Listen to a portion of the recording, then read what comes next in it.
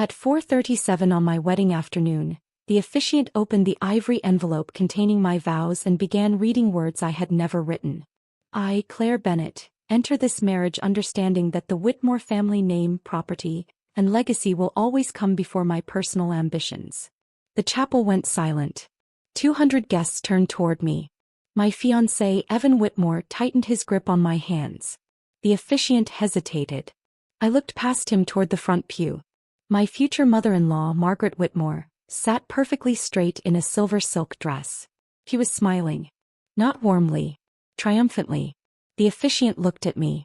Should I continue? I stared at the printed card in his hand. My real vows had been handwritten with my father's silver fountain pen. 6 pages. Blue-black ink. I had written them during the final weeks of my father's life, when he could no longer speak but still squeezed my fingers whenever I read them aloud. The page in the officiant's hand was typed. Claire. Evan whispered. Those aren't my vows. A nervous laugh moved through the chapel. Margaret tilted her head as though I had forgotten something embarrassing. The officiant inspected the envelope. It has your name on it. I can see that. Margaret stood. Her voice was gentle enough to sound concerned. Claire, darling, you gave me the revised version this morning. No, I didn't. Her expression remained calm. You were emotional. You may not remember. There was. The sentence Margaret had used against me for almost a year. You may not remember. Whenever meeting time changed. Whenever a document disappeared. Whenever Evan repeated something I was certain he had never told me. Margaret smiled toward the guests. Wedding nerves can be overwhelming at her age. I was 42. Not confused. Not fragile. Not too old to recognize my own words. I looked at Evan. Did you see these vows?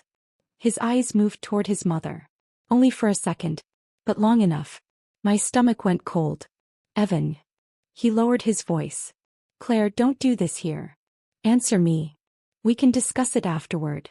The chapel's white roses suddenly smelled too sweet. I had spent 11 months planning that wedding.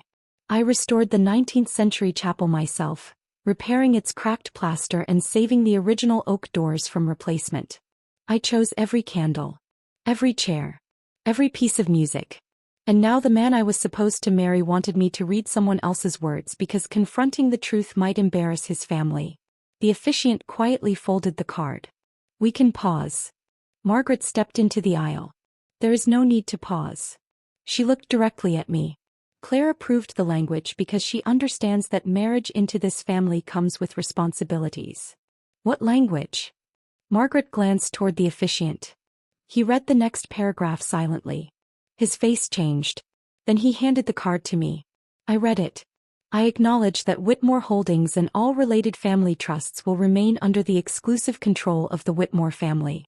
I voluntarily surrender any present or future claim to family properties, business assets, proprietary systems and intellectual work developed through Whitmore Resources. I promise never to interfere in the relationship between my husband and his mother. A few guests lowered their eyes. Others looked toward Margaret. This was not a wedding vow. It was a public surrender.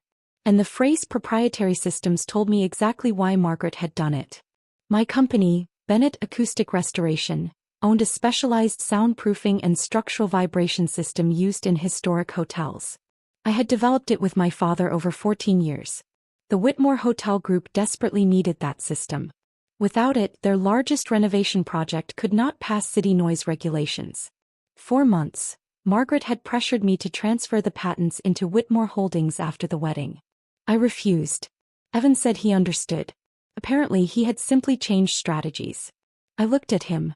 Did you know she replaced my vows? He did not answer. Margaret answered for him. He knew you were struggling to express what marriage requires. My fingers closed around the printed pages. Marriage requires me to surrender my company? No, Evan said quickly. Of course not. Margaret's eyes sharpened. That is not what the document says. I turned toward him. Then tell everyone what it does say. He looked at the guests, then at me. Claire, please. Read the vows and we'll resolve the wording privately. I almost laughed. The chapel contained board members, investors, hotel executives, lawyers, and 3 lenders whose money kept Whitmore Holdings alive. Margaret had not chosen those words for emotional reasons. She wanted witnesses. If I read them publicly, the recording could later be used to claim I had understood and accepted a transfer agreement hidden inside our prenuptial contract. That was the plan. Humiliate me into compliance while I stood in a wedding dress in front of everyone I loved. They assumed I would be too embarrassed to walk away. They were wrong about one thing. I had already heard the recording. I turned toward the back of the chapel. Maya. My wedding planner stood near the sound booth. She was 35, sharp-eyed and completely still. I nodded. She reached toward the control panel. Margaret frowned. What are you doing? I placed the false vows on the altar. Before I decide whether to read these, I think everyone should hear how they were written. Evan's hand dropped from mine. Claire. The chapel speakers clicked. Then Margaret's voice filled the room. Claire. Come. Unmistakable. Replace her handwritten vows with the corporate version. A man answered. It was Leonard Shaw, the Whitmore family attorney. Public vows will not create a binding transfer. Margaret replied. They will prove intent when she challenges Appendix C. The chapel erupted in whispers. Evan's face lost color. The recording continued. Leonard said. Claire signed the original prenuptial agreement. She did not sign the amended appendix.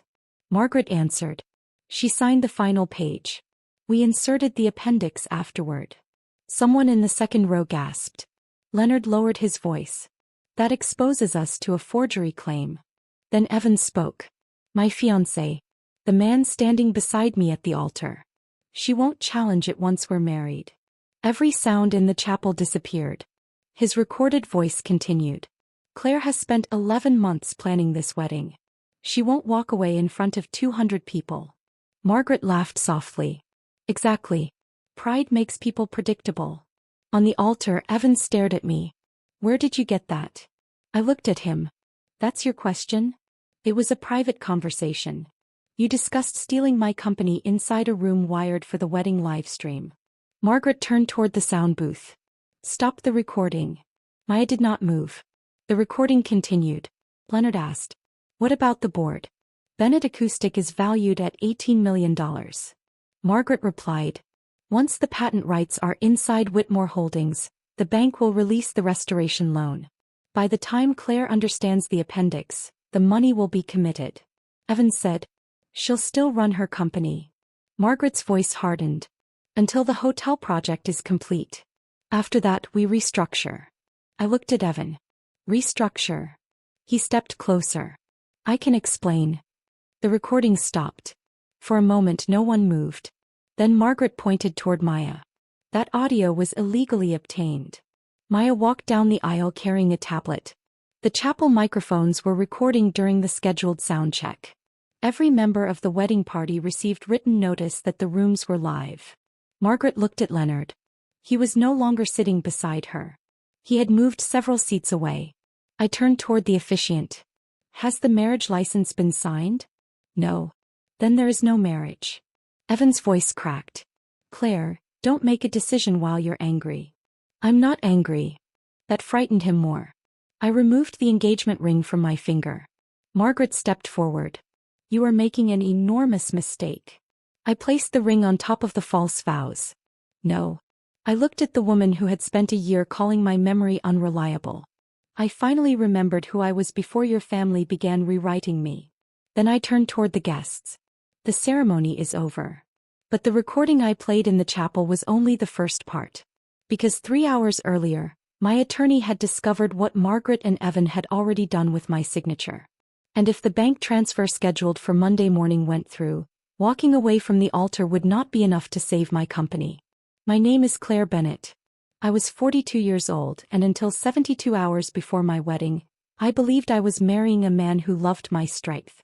I did not understand that Evan and his mother loved my work more than they loved me. The first warning arrived 2 weeks before the ceremony.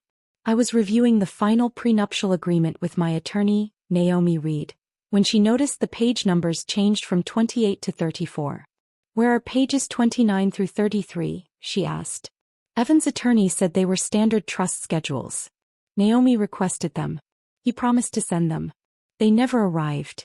The following week, Margaret asked me to sign a printing correction on the final page. I refused until Naomi reviewed it. Margaret smiled and said, "You architects do love examining every little line." My father had taught me that buildings collapse through little lines. Hairline cracks. Missing measurements. Quiet changes no one considers important until the wall shifts. That evening I photographed every page of the agreement. 2 days later the document disappeared from my desk. Evan said I must have taken it to my office. Margaret suggested wedding stress was affecting me. Then my handwritten vows vanished from the locked bridal library. They reappeared the next morning in the same drawer. But the wax seal had been broken. That was when I called Maya. The chapel's new audio system recorded sound checks automatically. Maya searched the backup files. At 10:12 the previous morning, 3 voices entered the bridal library. Margaret, Leonard, and Evan. I listened alone inside my car. The conversation lasted 17 minutes. The recording exposed the vow switch and appendix C. But another section frightened me more. Margaret said, "The bridge loan closes Monday. Once the collateral schedules are accepted, Claire cannot pull the patents without triggering default." Evan asked, "Did Nathan complete the signature package?" Margaret replied, "The bank believes Claire approved it yesterday. I had approved nothing. I sent the recording to Naomi. She called me 7 minutes later. Do not confront Evan. They forged my signature." "I believe so. My wedding is in 2 days." "I know. What am I supposed to do? Act as though you know nothing while I find out what they filed." That was the hardest performance of my life. I ate dinner with Evan that night. He asked whether I had finished the vows. I said yes. He kissed my forehead. Then he poured wine and talked about our honeymoon. The following morning, Naomi obtained copies of the bank package. Whitmore Holdings had applied for a $14 million restoration loan. The collateral included 3 hotels, a commercial estate, and the complete intellectual property portfolio of Bennett Acoustic Restoration. My electronic signature appeared on 11 pages. The authorization included Appendix C from the altered prenuptial agreement. Evan and Margaret had already represented my company as property entering the marriage. The bank planned to release the first $6 million on Monday. Naomi filed an emergency fraud notice. The bank agreed to place a temporary hold, but only until its board reviewed the evidence. Several bank directors were attending the wedding. So were Whitmore Holdings board members. That was why I did not cancel quietly. Margaret had constructed the wedding as her proof. I decided it would become mine. The guests did not leave immediately. People rarely know what to do after a wedding collapses. They stood in the chapel holding programs and gift boxes, whispering beneath the white roses. Some avoided looking at me. Others looked too closely. Maya guided me into the bridal library. Naomi was waiting inside. She wore a dark suit and held a red folder. "You did well," she said. "I almost threw up." "But you didn't." Outside the door, Evan called my name. Maya locked it. Naomi placed the bank authorization on the table. After the recording played, the bank extended the hold. For how long? Until tonight's emergency board review. The reception? Margaret is refusing to cancel it. I stared at her. She still plans to hold the reception? She told hotel staff the ceremony experienced a temporary delay. That sounded exactly like Margaret. A wedding could collapse at the altar, but as long as the chandeliers remained lit and dinner arrived on schedule, she believed reality could be managed. What does the board review involve? The lenders want direct answers from Whitmore Holdings and Bennett Acoustic. Then they'll get them. Naomi studied me. "You are still wearing your wedding dress." I noticed. I changed in the bridal suite. Not into the honeymoon outfit packed by the door. Into a navy trouser suit my father had chosen with me 6 months before he died. "You'll need something after the wedding," he had said. I thought he meant brunch.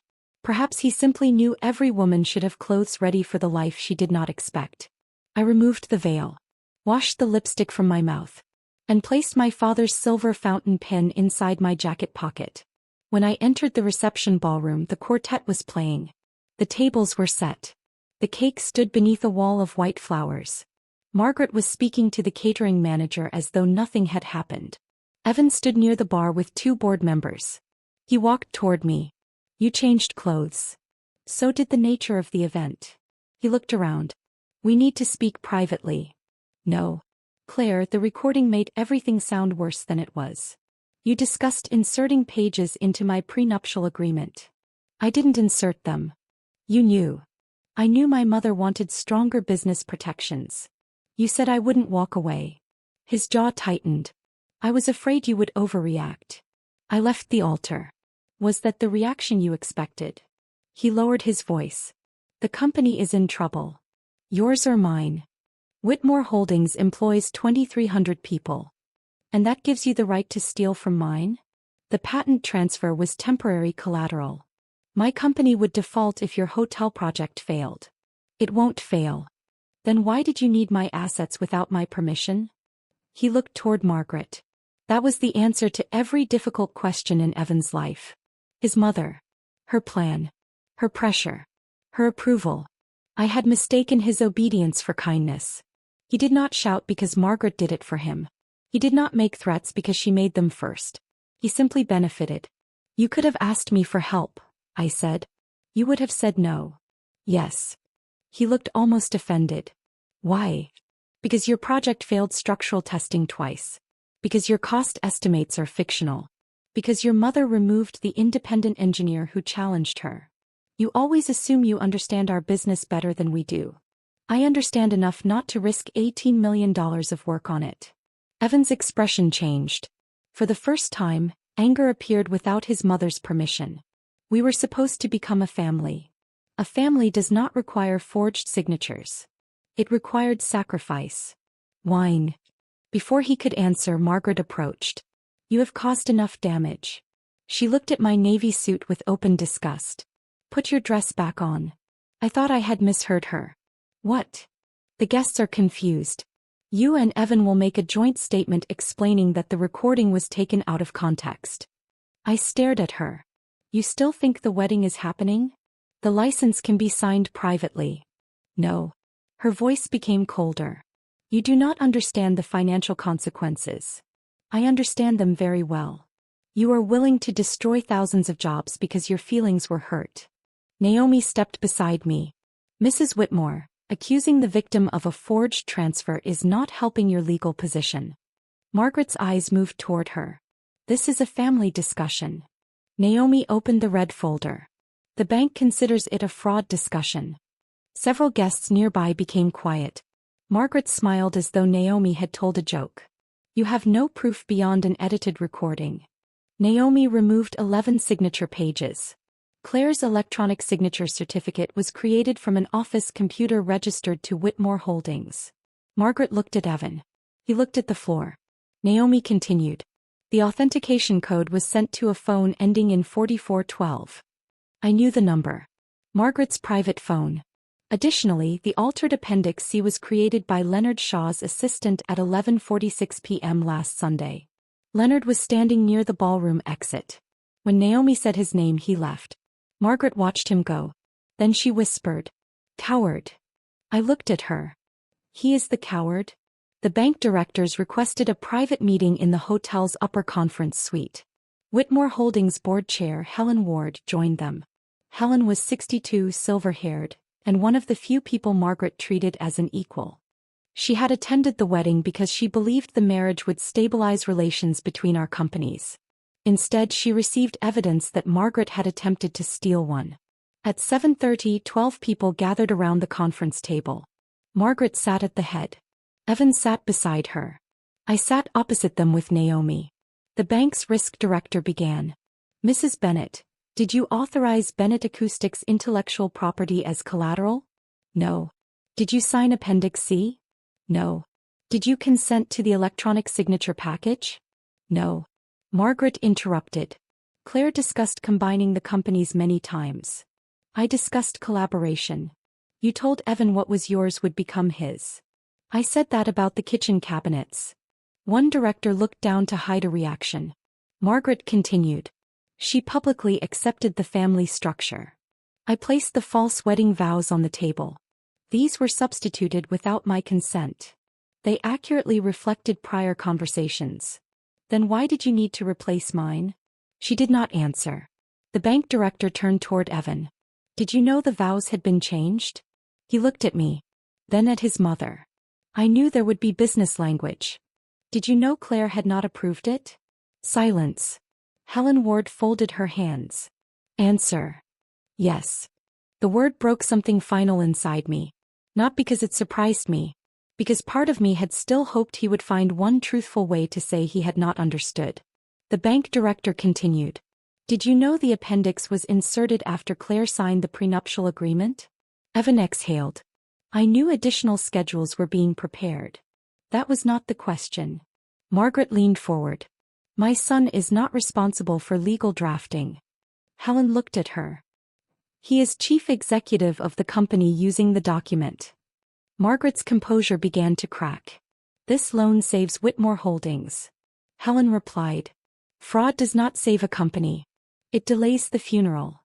The room became silent. The bank confirmed the loan was suspended. All collateral connected to Bennett Acoustic was removed from consideration. The existing hotel lenders were notified of potential misrepresentation. Then Helen called for an emergency Whitmore Holdings board vote. Margaret objected. This is a wedding reception, not a board meeting. Helen looked toward the ballroom below. The wedding is over. The board suspended Margaret as executive chair. Evan was placed on administrative leave pending an independent investigation. The votes were not unanimous. But they were enough. Margaret stood. I built that company. Helen answered. Then you should have understood the danger of risking it for control of something that was never yours. Margaret looked at Evan. Say something. He remained seated. The same man who had allowed her to speak for him his entire life suddenly had nothing left for her. At 8:15, Margaret's access badge stopped working. At 8:17, the bank froze the $6 million release. At 8:20, hotel security restricted access to the executive offices. The reception dinner was already prepared. Hundreds of meals. A 4-tier cake. Flowers that would die by morning. I asked Maya whether the food could be donated. She contacted a shelter network and a hospital night shift program. Most of the meals were packed. The flowers went to 3 care homes. The cake was divided between hotel employees and a children's hospice. Margaret had used the wedding as a stage for control. I refused to let everything on that stage become waste. Evan found me near the loading entrance while volunteers carried food boxes outside. You're giving away our reception. There is no hour. We could still fix this. I looked at him. What exactly would fixing it look like? We postpone the legal marriage. Postpone. We attend counseling. My mother steps back. The appendix disappears. The signatures remain forged. I didn't create them. You knew they existed. I was desperate. So you expected me to pay for your desperation without knowing. He stepped closer. I love you. I believed he loved parts of me. My confidence when it impressed investors. My company when it solved his problems. My independence when it asked nothing of him. But when my independence said no, he called it selfishness. You loved the version of me that would stand at the altar and choose embarrassment over leaving you, I said. That isn't fair. No. I looked toward the empty ballroom. What you did wasn't fair. He reached for my hand. I stepped back. Then Maya approached carrying a small ivory envelope. We found this inside Margaret's handbag. It contained my real vows. The pages were folded carefully. My father's blue-black handwriting appeared in the margin beside one sentence. He had written it during the final week of his life. Never promise to disappear so someone else can feel larger. Evan read the line over my shoulder. His face changed. Claire. I closed the envelope. This is the only part of the wedding I'm taking home. The investigation lasted 9 months. Real consequences rarely arrive as quickly as applause or humiliation. They arrive through interviews, metadata, bank statements, board minutes, attorneys asking the same question in 5 different ways. Leonard Shaw eventually admitted Margaret instructed his office to insert Appendix C after I signed the prenuptial agreement. He claimed he believed Evan would obtain my approval before the wedding. His assistant produced emails proving otherwise. Margaret had written, "Do not send the complete draft to Claire's attorney. She will turn a family matter into a legal issue." Naomi framed a copy for her office. Whitmore Holdings discovered the attempted loan was not Margaret's first unauthorized move. She had hidden losses at 2 hotels, shifted vendor payments between projects, used charitable renovation grants to cover executive expenses. The company survived, but only after selling 3 properties and accepting independent oversight. 2,300 people did not lose their jobs. That had always been Margaret's threat. Obey me or innocent people will suffer. The truth was that those employees were safest once she no longer controlled the accounts. Evan resigned as chief executive before the board could remove him permanently. He issued a public statement claiming he had failed to exercise proper judgment during a period of extreme financial pressure. He did not mention me. He did not mention the wedding vows. He did not mention telling his mother I would never walk away. Margaret fought every finding. She claimed the recording had been manipulated. Audio experts confirmed it was complete. She claimed my signature was intended for the final package. Digital records proved it had been copied from an earlier document. She claimed the public vows reflected my wishes. Maya produced the soundcheck footage showing Margaret carrying my handwritten vows into the bridal library and leaving with the replacement envelope. Eventually, Margaret accepted a settlement involving financial restitution, permanent removal from Whitmore Holdings, and a prohibition against serving as an officer of any company handling outside investment. The forgery case remained part of a separate legal process. She never apologized. She sent me one letter. It began, "You misunderstood a mother's duty to protect her son." I stopped reading. Protection that requires another person's erasure is not protection. It is control wearing a respectable dress. Evan wrote more often. The first letter blamed his mother. The second blamed financial pressure. The third blamed fear. The fourth contained no explanation. Only, I knew the vows were changed. I knew the appendix was wrong. I believed you would forgive me after the loan closed. That was the only letter I kept. Not because it healed anything. Because it finally named the choice. He did not make a mistake. He made a calculation. He believed forgiveness was another asset he already owned. Bennett Acoustic Restoration remained mine. The city approved our system for the historic hotel project after Whitmore Holdings hired an independent engineering team. I could have refused to work with them. Instead, I submitted a standard commercial proposal under strict conditions. Full payment schedule. Independent inspections. No executive interference. No family discounts.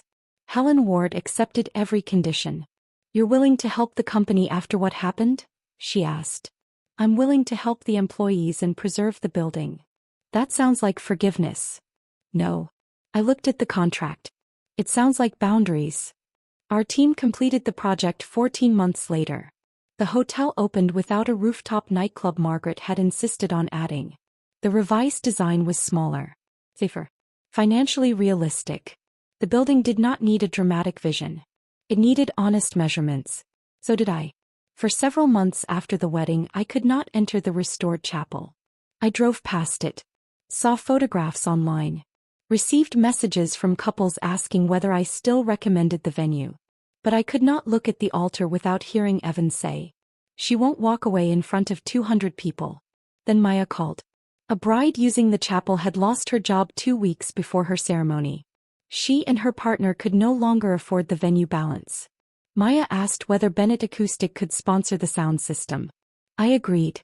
On the afternoon of their wedding, I entered the chapel for the first time since mine. The white roses were gone. Wildflowers stood in glass jars. Only 40 guests sat in the pews. The bride's vows were written on folded notebook paper. Her hands shook as she read them. No corporate language. No performance. No surrender. Just 2 people making promises they understood. I stood in the sound booth beside Maya. "You okay?" she whispered. "Yes." And I was. Not because the room had forgotten what happened. Because it belonged to more than my worst memory. After the ceremony, I returned to my office and opened the ivory envelope containing my original vows. For months I had avoided reading them. They were promises to a man who had not deserved them. But the words were mine. Evan's betrayal did not make my sincerity foolish. It made his deception costly. I read the final page. I promised to build a life where neither of us has to become smaller to remain loved. I took my father's silver pen from the drawer. Below the sentence I wrote, I will keep this promise to myself. Then I framed the page and hung it above my drafting table. 1 year after the failed wedding, Bennett Acoustic held an open house for employees and clients. Maya attended. Naomi came carrying the red folder as a joke. Helen arrived with several hotel engineers. Near the end of the evening, Maya asked whether she could play something through the new demonstration system. I expected music. Instead, the chapel recording began. Margaret's voice.